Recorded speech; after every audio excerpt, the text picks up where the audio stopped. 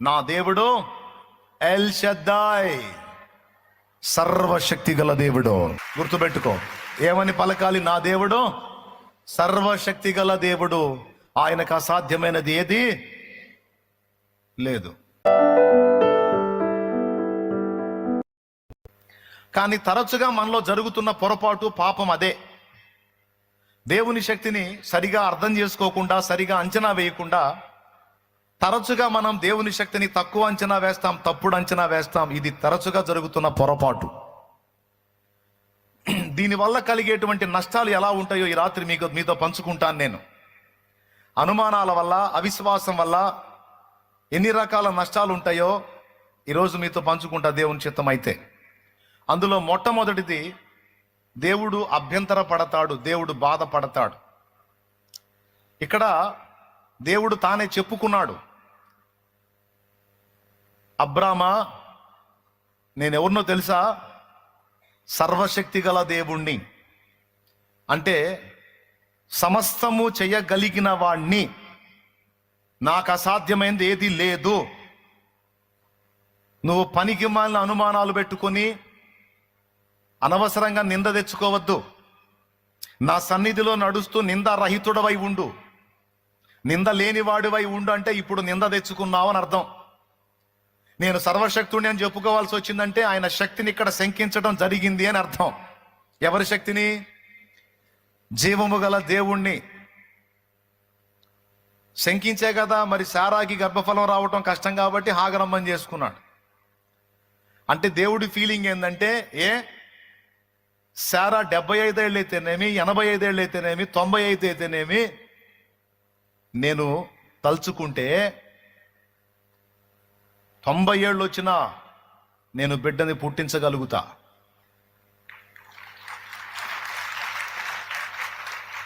మట్టి బొమ్మను చేసి నాసికారంధ్రాల్లో జీవవాయువును ఊది మట్టి బొమ్మను మనిషిగా చేసి తిప్పినోడిని నేను. మోడైపోయిన బ్రతుకులను క్రొత్త చిగుర్లు పెట్టించేవాడిని నేను. ఎండిపోయి మోడైపోయినటువంటి బ్రతుకులను క్రొత్త చిగుర్లు పెట్టించే శక్తి గలవాడిని నేను. ఎండిపోయిన ఎడార్లను నీటి ఊటలుగా, నీటి మడుగులుగా చేయగలవాడిని నేను. చేదైన అనుభవాలని మధురమైన అనుభవాలుగా మార్చగలవాడిని నేను. ఎందుకు నా శక్తిని సంశయించావు, సందేహించావు? ఎందుకు తక్కువ అంచనా వేశావు? ఇది నన్ను ఎంత అవమానపరిచావో తెలుసా నువ్వు? నిన్ను పలకరించాలంటేనే నాకు బాధేసింది అబ్రామా. నీవు నా శక్తి విషయంలో, నా బలం విషయంలో ఎంత ఉన్నతమైన ఉద్దేశాలు కలిగి ఉంటావో అంత సంతోషం నాకు. కానీ నా శక్తి విషయంలో నువ్వు ఎన్ని తక్కువ అంచనాలు వేసుకుంటావో అంత గాయపరుస్తావు నన్ను, అంత బాధ పెడతావు నన్ను. ఇన్ని సంవత్సరాలు నేను నీ ముఖం చూడటానికి కూడా ఇష్టపడలేదు, ఎందుకంటే బాధ కలిగించావు నాకు. నువ్వు దేని చేత బాధ కలిగించావో తెలుసా? నీ సందేహము చేత. ఇది మనం ఏముందిలే కొంచెం డౌట్ పడ్డాం అనుకుంటాం, కానీ అది చాలా పెద్ద బాధ కలిగించింది దేవుడికి. నేను చెప్పలా, లేఖనం చూపించి మాట్లాడుతున్నాను నేను. ఎంతమందికి అర్థమైంది? ఇక్కడ ఏం జరిగిందో తెలుసా?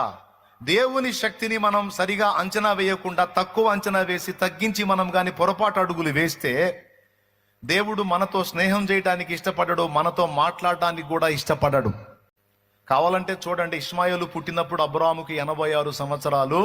మళ్ళా దేవుడు ప్రత్యక్షమై నేను సర్వశక్తి గల దేవుడిని అబ్రాముకు చెప్పినప్పుడు 99 ఏళ్ల ఈడు గలవాడు. ఈ మధ్యలో ఎన్ని సంవత్సరాలు గడిచింది? 13 ఏండ్లు.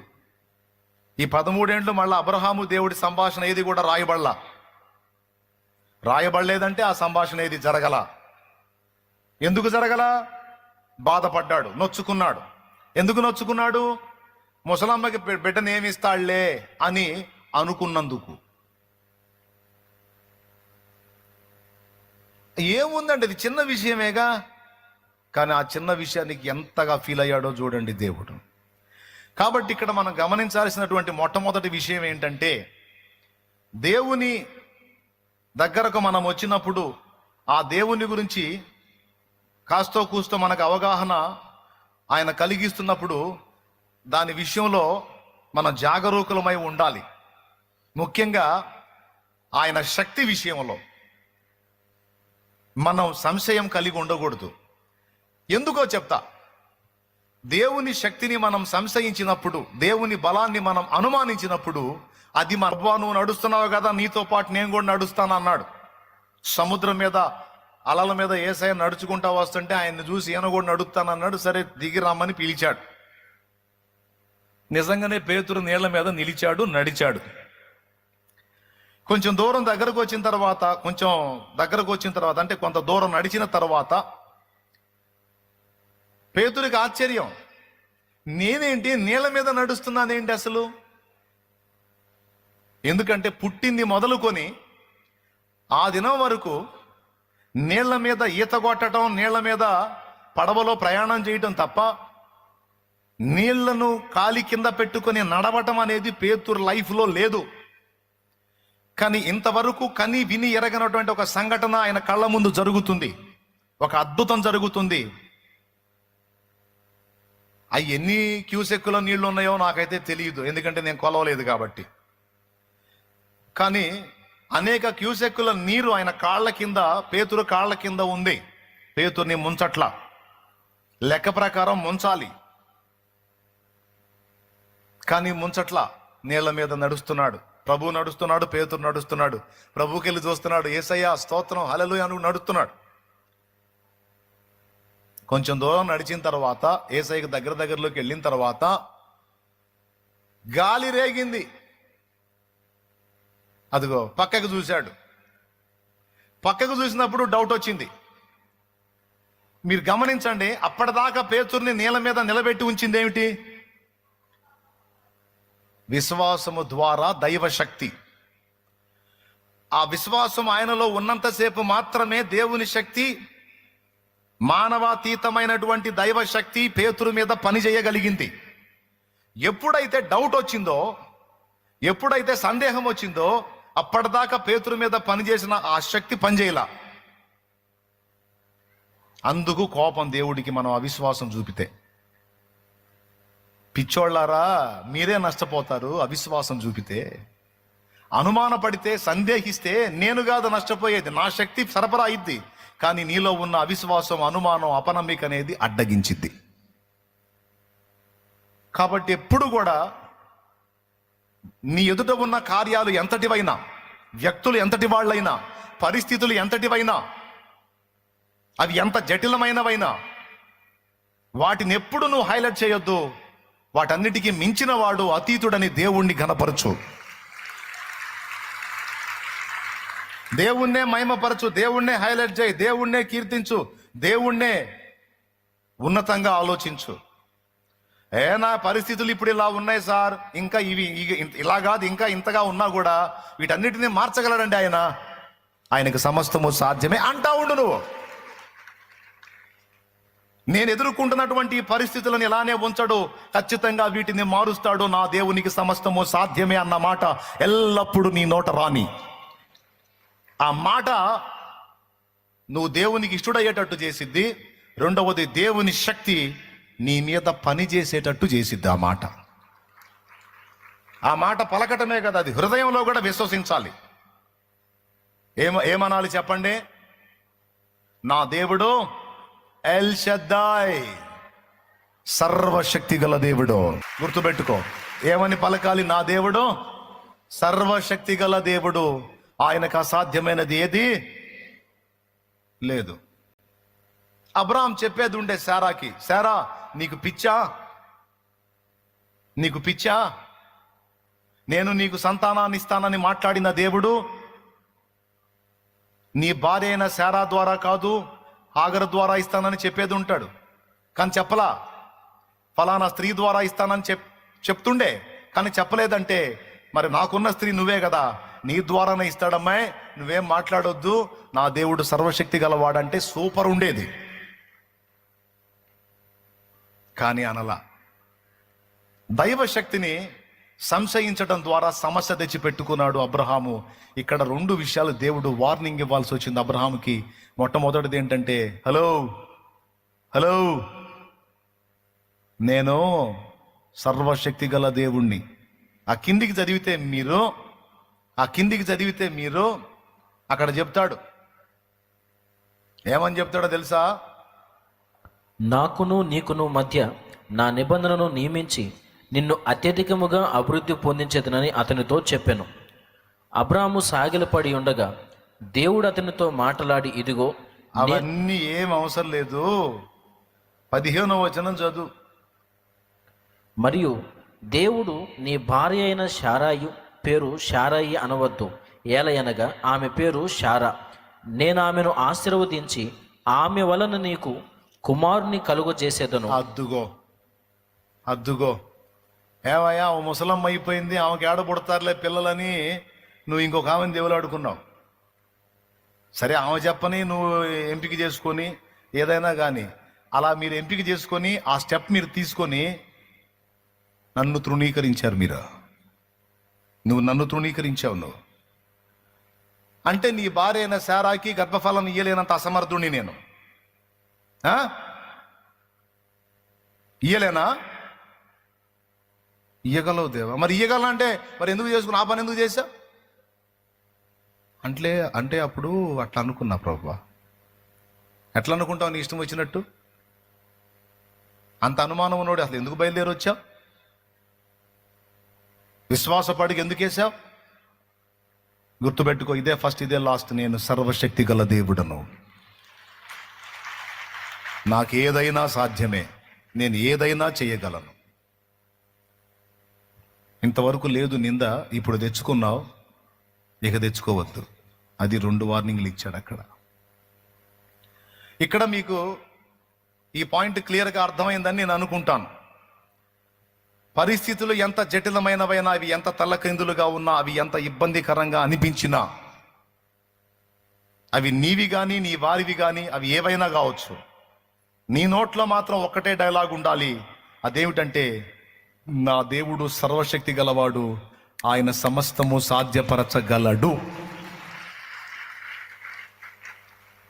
నా కోసం ఏమైనా చేయగలడు.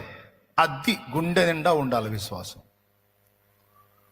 నా దేవుడు నా కోసం ఏమైనా చేయగలడు, ఆయనకు సమస్తము సాధ్యమే.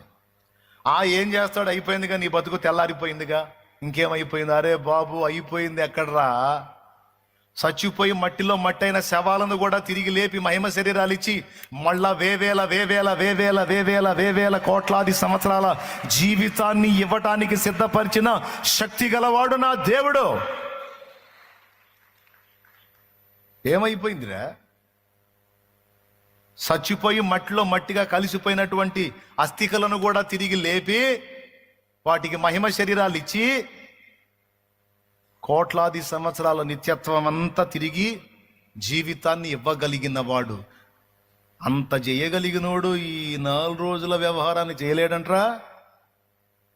ఏమమ్మాయి, చేయలేడా అని నువ్వు నీ తోటి అమ్మాయితో అనాలక్కాయ్. అది విషయం. ఏమైనా అర్థమైందా? అంతేగాని పనికిమాలిన మాటలు మాత్రం మాట్లాడకూడదు, పనికిమాలిన ఆలోచనలు ఆలోచించకూడదు. ఎందుకంటే అలా ఆలోచించామంటే అయ్యే జరుగుతాయి. వెధవతనంగా మనం ఆలోచించామంటే ఖచ్చితంగా అయ్యే జరుగుతాయి. కానీ ఏం చేద్దాం? రోజు మనం దాడి చేయబడతాం శత్రువు చేత. రోజు వాడు మనల్ని ఆ విషయంలోనే శోధిస్తూ ఉంటాడు. వాడు వేసే బాణాలు అగ్ని బాణాలు. మనం సాంగ్ పాడతాం చూడండి. అపవాది వేయుచున్న అగ్ని బాణములను ఖడ్గము వలె అడ్డుకొని ఆర్పివేయుచున్నది. బాణాల్ని ఖడ్గం అడ్డుకుంటుందా? ఏందా పాట? ఏదో రాశారులే, పెద్దోళ్ళు రాశారని వదిలేశాం. బాణాలను అడ్డుకునేది ఖడ్గం కాదు, డాలు. దేవునికి స్తోత్రం కలుగును గాక. ఏమండి? డాలు కేడం బాణాలను అడ్డుకునేది. ఖడ్గం ఏడ అడ్డుకుంటుందండి? ఈ కత్తి అన్నాడు అనుకో, ఈ డొక్కలో వేస్తాడు బాణం. దేవునికి స్తోత్రం, హల్లెలూయా. మరి ఇప్పుడు ఏం కావాలి? వాడు వేసే అగ్ని బాణాలను ఆర్పుటకు ఏం కావాలి మనకి? చూడండి,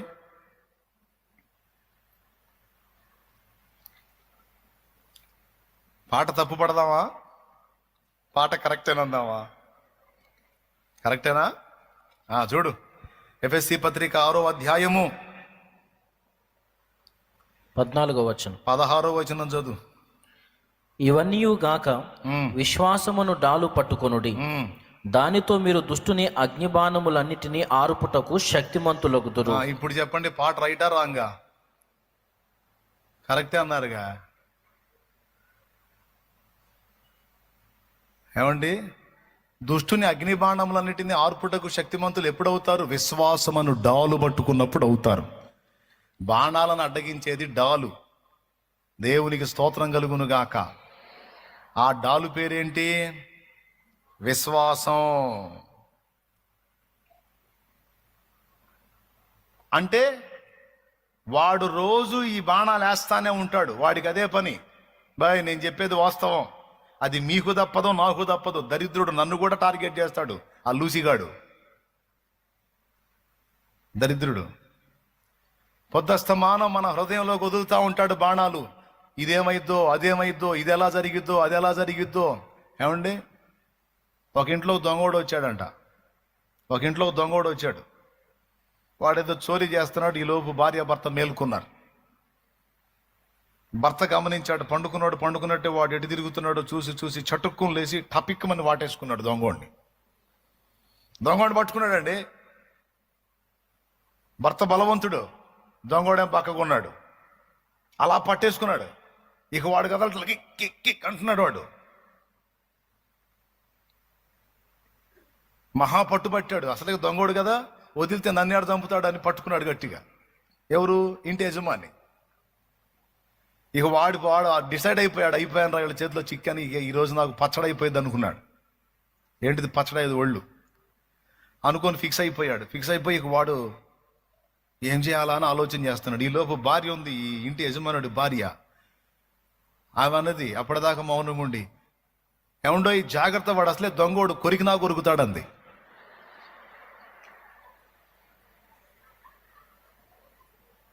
ఏం చేస్తాడు వాడు? అసలే దొంగోడు, కొరికినా కొరుకుతాడని. అప్పటిదాకా రాలా వాడికి ఐడియా. అయిపోయాను రా బాబా అని పాపం వాడు బిగుసుకుపోయి కూర్చున్నాడు. ఎప్పుడైతే కొరుకుతాడు అందో కొరకనే కొరికాడు వాడు. అలా పట్టు గట్టిగా కోరికేసేటప్పుడు వీడు కేక పెట్టి వదిలాడు. జంపాడు. ఇప్పుడు మీకు ఎందుకు చెప్పాను తెలుసా? నవ్వుకోమని కాదు, సేమ్ ఇదే పని చేస్తాం మనం. వాడేసే అగ్నిబాణాల దెబ్బకి అట్లా జరిగిద్దేమో, ఎట్లా జరిగిద్దేమో, అదయిద్దేమో, ఇదయిద్దేమో, ఏమో ఏమో ఏమో ఈ ఏమోలు అనుకోవటానికి నీకు తోడై ఉన్నోడు ఏమైనా అసమర్థుడా, శక్తిహీనుడా? పాటేమో ఎగిరెగిరి పాడతావు. పాటేమో ఎగిరి సర్వాధికారివి సైన్యములకు అది అబా. మరి అంతసేటు పాడేటప్పుడు ఆయన శక్తిని నువ్వు ఎందుకు సంకోచిస్తావు, సంశయిస్తావు, ఎందుకు అనుమానిస్తావు? అదే జరుగుతుంది. ఆయనకు అసాధ్యమైంది ఏముంది? ఆయన చేయలేనిది ఏముంది? ఆయన సాధించలేని కార్యాలు ఏమున్నాయి? అయితే నేను బలహీనుడు అవుతానేమో కానీ నాకు తోడై ఉన్నవాడు బలవంతుడు. అబ్రహాం శారా ఇద్దరు కలిసి కూర్చొని, ఏమయ్యా 10 ఏళ్ళు అయిపోయింది, మరి శారా పనికిరాదా ఏంది నాయనా? మరి ఈమె సీనియర్ మోస్ట్ గొడ్రాలు, మరి ఈమెకి పిల్లలు పుట్టడం సాధ్యం కాదా ఏంది తండ్రి? మరి ఏం చేయాలి ప్రభా? కాస్త మాట్లాడిన ఆయన అని ఇద్దరు కూర్చొని ప్రార్థన చేసినట్టయితే ఆయన ఇన్నిసార్లు దర్శించినోడు మళ్ళీ కనపడేవాడు, మాట్లాడేవాడు. ఏం భయపడవాకు, రెండో స్టెప్ ఏం తీసుకోవాల్సిన అవసరం లేదు, నేను బిడ్డను పుట్టిస్తానని చెప్పేవాడు. అదే అంతసేటు కూర్చొని అంత ప్రశాంతంగా దేవుని ముందు కనిపెట్టి దేవా అని గోజాడుకునే పరిస్థితి లేకనే కదా తేడా పడింది. ఈరోజు మనం గ్రహించాల్సిన విషయం అదే.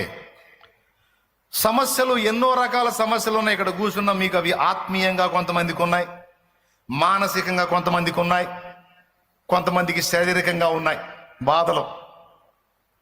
శారీరకమైన బాధలు అంటే మీకు తెలుసు, అప్పుల బాధలన్నీ, రోగాలన్నీ, కేసులని, ఈ లేమని, ఉద్యోగం లేదని, పిల్లలు లేరని, అది లేరని తచ్చడి ఉంటాయి.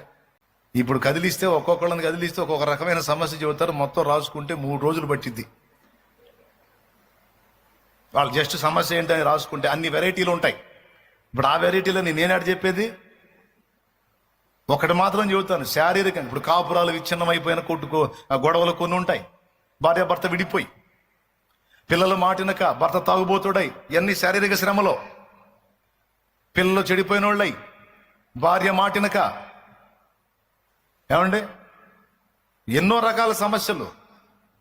ఈ ఈ ఈ సమస్యలన్నీ శారీరకమైనవి. కొంతమందికి మానసిక పరమైన ఒత్తిళ్లు ఉంటాయి. పెద్ద పెద్ద సమస్యలు ఏమి ఉండవు కానీ ఊరకు ఆలోచిస్తుంటారు. ఏందో మరి వాళ్ళు ఏందో అద్దె శూన్యంలో చూస్తుంటారు, అంతా భ్రమ అంటుంటారు, కదిలిస్తే వేదాంతం మాట్లాడుతుంటారు. వాళ్ళ దెబ్బగా మనం కానీ వాళ్ళ దగ్గర పోయి కాసేపు కూర్చుని మనకు కూడా వచ్చింది నరాల వీక్నెస్.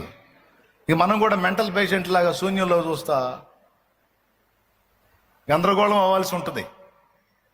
కొంతమందికి అదొక రకమైన మానసిక బలహీనతలు, ఊరక ఆలోచిస్తూ ఉంటారు. మా నాన్న చెప్పినట్టు సందకాడు తెచ్చేవాడు సగం పొద్దుగాడు తెచ్చేవాడు, సందకాడు తెచ్చేవాడు కోసం సగం పొద్దుగాడు తెచ్చేవాడు ఏడిచాడంట. అంటే నైట్ తెచ్చేవాడు కోసం మధ్యాహ్నం తెచ్చేవాడు ఏడిచాడంట. ఎవడి కోసం ఎవడు ఏడవాలి? ఎవరి కోసం ఎవరు ఏడవాలి? మధ్యాహ్నం తెచ్చేవాడి కోసం నైట్ తెచ్చేవాడు ఏడవాలి. ఇది రివర్సు. నైట్ తెచ్చేవాడి కోసం మధ్యాహ్నం తెచ్చేవాడు ఏడుతున్నాడంట. కొంతమంది ఆలోచనలు అట్టుంటాయి. అది జరిగితే ఎట్ట చేయాలి, ఇది జరిగితే ఎట్ట చేయాలి, అది ఏమైద్దో ఇదేమైద్దో, అట్లట్లో ఇట్లట్లో. ఊరి నాయను ఎక్కడెక్కడ అన్ని కొప్పేసుకుని వాళ్ళు బుర్ర పాడు చేసుకుని వాళ్ళు ఆలోచించి చించి పక్కన వాళ్ళు కూడా సాగుపడుతుంటారు. ఇక మానసిక బల